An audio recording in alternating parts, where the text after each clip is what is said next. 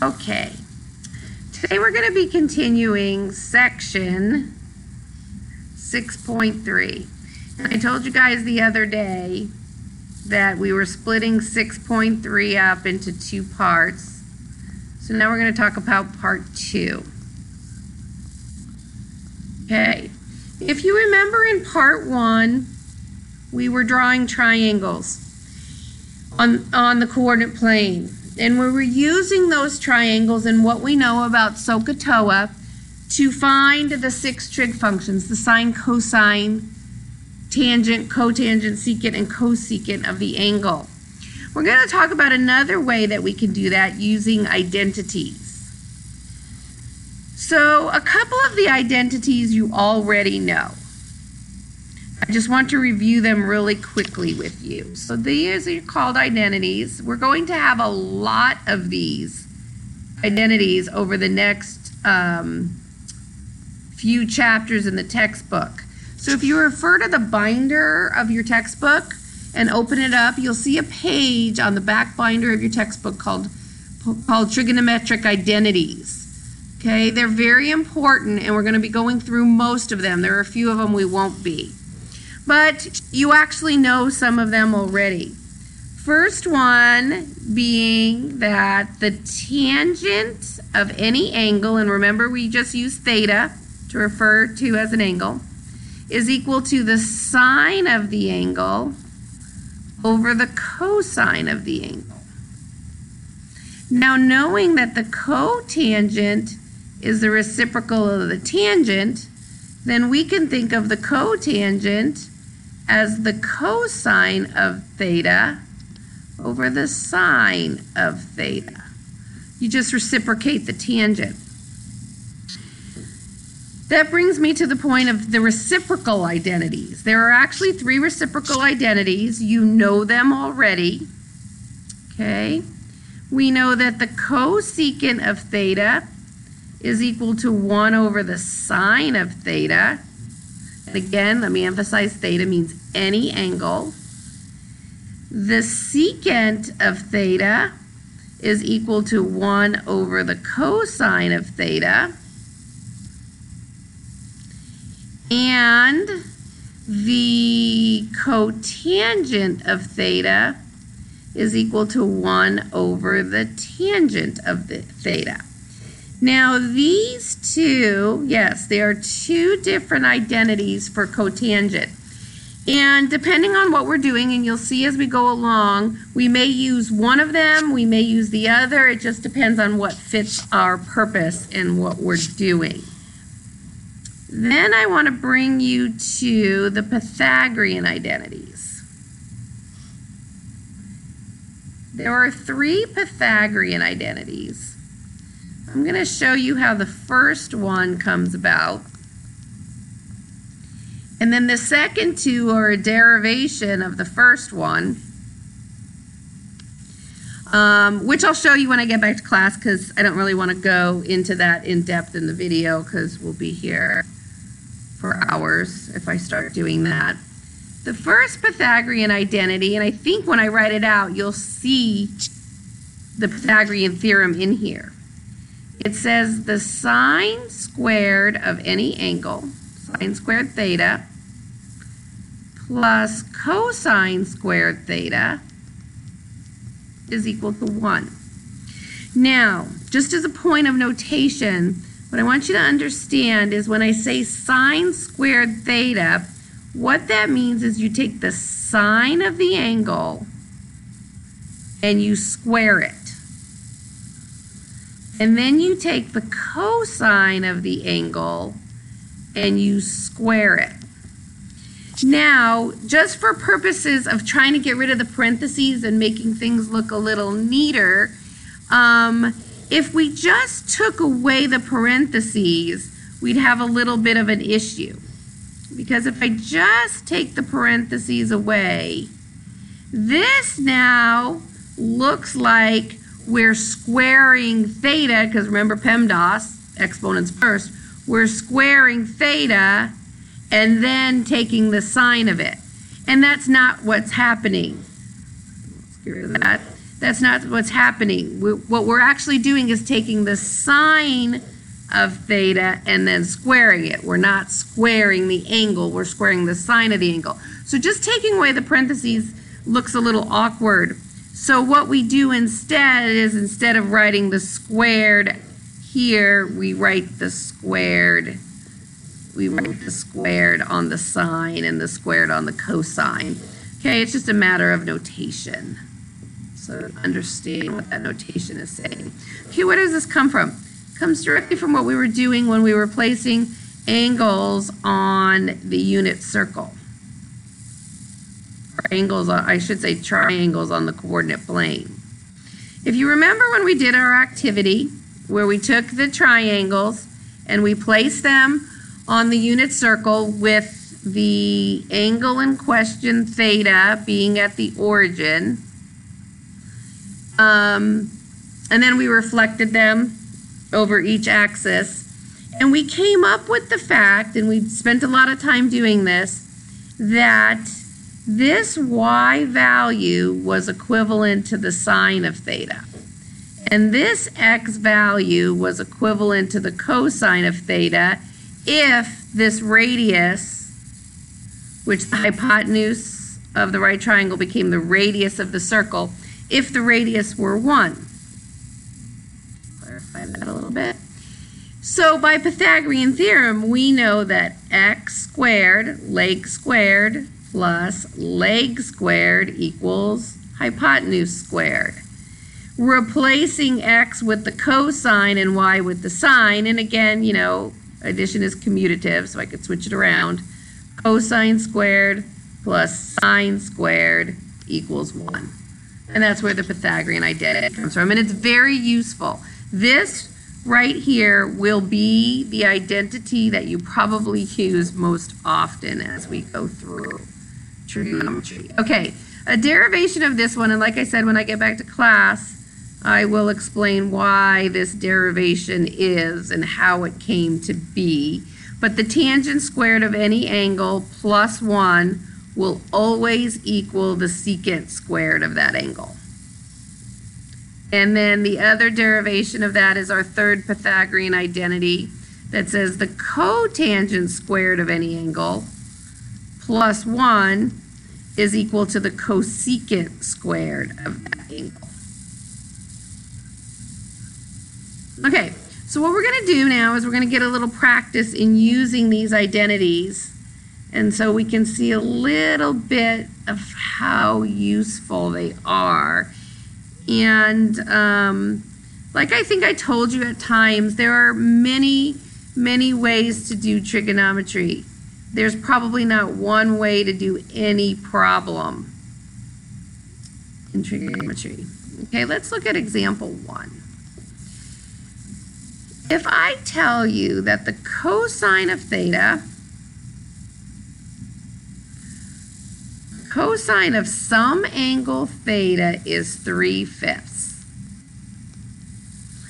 And I also tell you what quadrant that angle is. Theta is in, one word, we'll separate that out. Theta is in quad 4. Okay?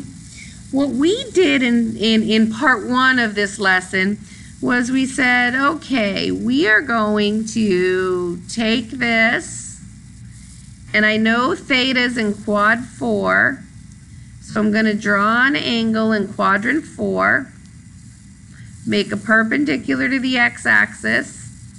Cosine is adjacent over hypotenuse, so this would be 3, this would be 5.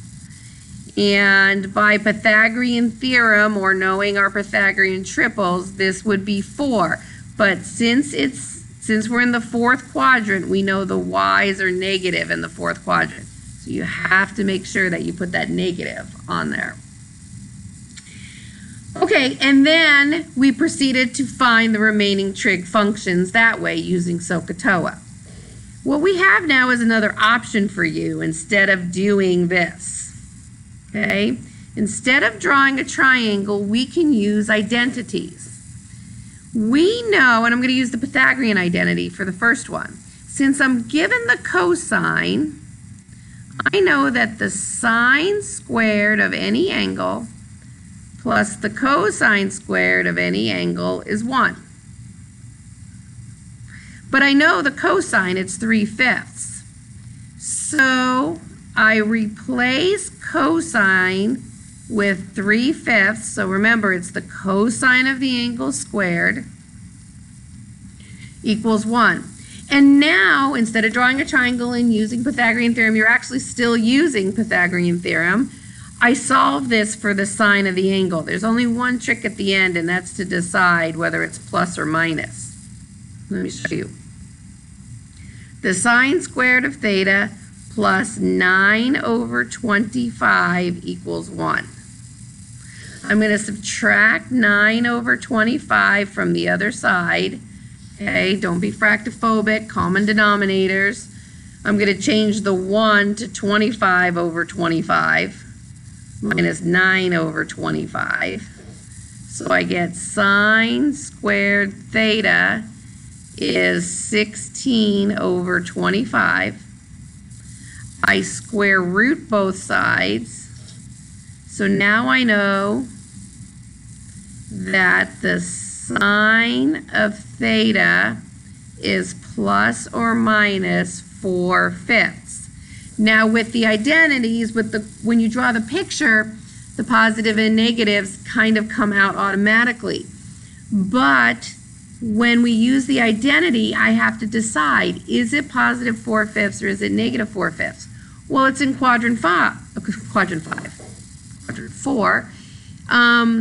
Because it's in quadrant 4, we know from the other day that the signs in quadrant 4 are negative, so I choose the negative.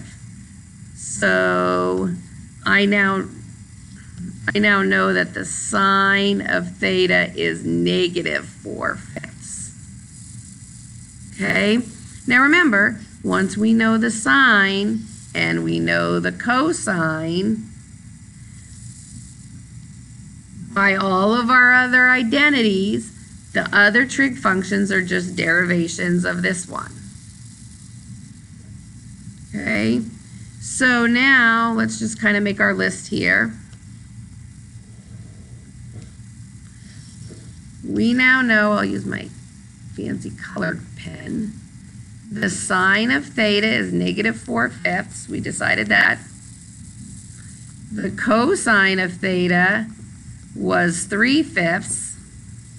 So the tangent of theta is the sine over the cosine. So the 5's would cancel, I'd get negative 4/3. And then we can find the others. So the cosecant of theta is simply the reciprocal of the sine. So it's negative 5/4. The secant is the reciprocal of the cosine, so it's 5/3. And the cotangent is the reciprocal of the tangent, so it's negative 3/4. Okay? Now, of course, you're going to get problems where these guys have radicals in them and you're going to have to rationalize, but you guys are pretty good at that by now. So I'm not going to put you through teaching you how to rationalize again. All right. So let's scroll up here. And I want to talk to you again. We've been talking a lot about, you know, where is the sine positive? Where is the cosine negative? Where is, you know, and we did our little chart the other day. If you remember, everything's positive in the first quadrant. Sine and its reciprocal are positive in the second quadrant. Tangent and its reciprocal are positive in the third quadrant, and cosine and its reciprocal are positive in the fourth quadrant. And now I want to kind of show you a little bit about negative angles. There's something called even and odd identities.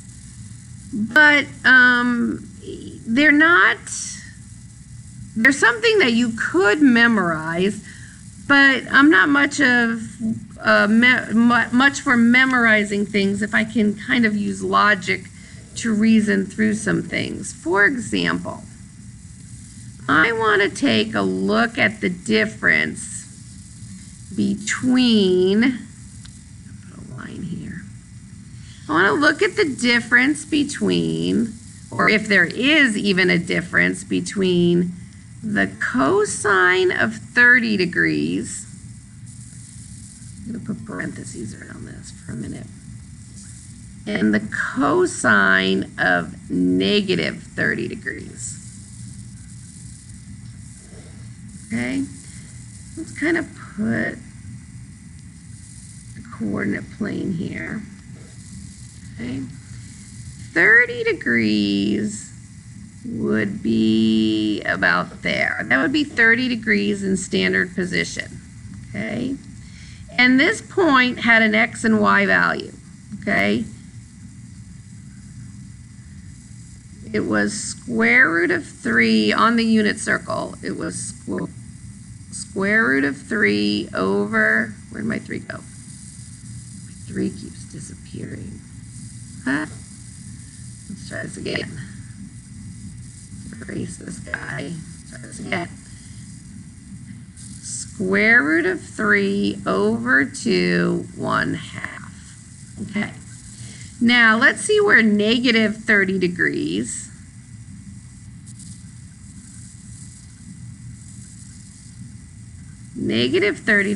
would be there. So 30 degrees would be going in our counterclockwise position, and negative 30 degrees would be going in our clockwise. What do you think about their x coordinates?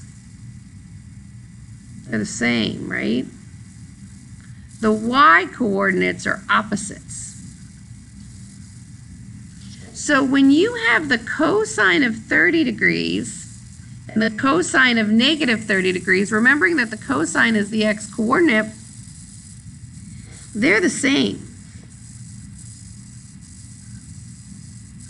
Okay, so what that tells me, that's one of what we call our even-odd identities. When you have an angle and you have its opposite, their cosines are the same. So here's what that identity looks like. It says the cosine of negative theta is equal to the cosine of theta. Oops, not 30. I was dealing with 30 as an example. So whether you have 30 degrees or negative 30 degrees, their cosines are the same because their x coordinates are the same. Okay? Now let's talk about the sines. Let's look back here and let's compare the sine of 30 to the, oh, I don't want to put an equal there because this time it's not equal. Let's compare the sine of 30 with the sine of negative 30. Okay, knowing that the sines are the y values, what do you notice? Yeah, they're opposites because one is in the first quadrant, one is in the fourth quadrant. The sines are positive in the first quadrant, the sines are negative in the fourth quadrant. So even though their cosine, the cosine of 30 and the cosine of negative 30 are the same, their sines are opposite of each other. So that is another what we call even-odd identity. The sine of negative theta is not equal to the sine of theta, it's equal to the opposite of the sine of theta. Okay? So I don't know. I kind of remember it this way, and it's just still something in my head. I always remember that the sines change sign, meaning the sines, S-I-N-E signs, change sign, S-I-G-N, but the cosines do not. I don't know if that helps you or not to remember it, but. And then the tangents would actually follow suit because the tangent is positive in this quadrant, but the tangent is negative in the fourth quadrant. So the tangents would act like the sines. The tangent of negative theta is the opposite of the tangent of theta. Okay, if I put sine over cosine here and sine over cosine there, we would end up getting the same number but opposite signs. And remember, their reciprocals will follow suit. The secant will behave like the cosine. The cosecant will behave like the sine, and the cotangent will behave like the tangent. All right.